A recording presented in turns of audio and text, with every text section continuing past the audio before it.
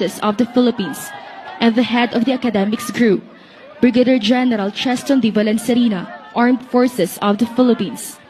We thank you for being part of another milestone in the history of the Philippine Military Academy.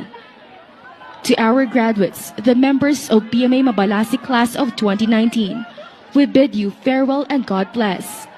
Maraming salamat po sa inyong lahat at mabuhay ang Republika ng Pilipinas.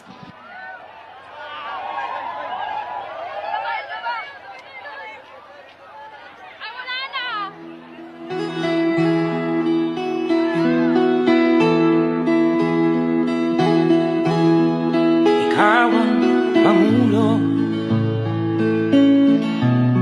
para sa pagbabago. Sawa na ang bayan ko sa magnanakaw na tao.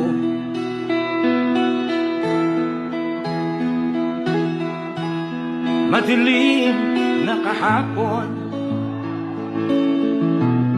ikaw ang mag-aahon.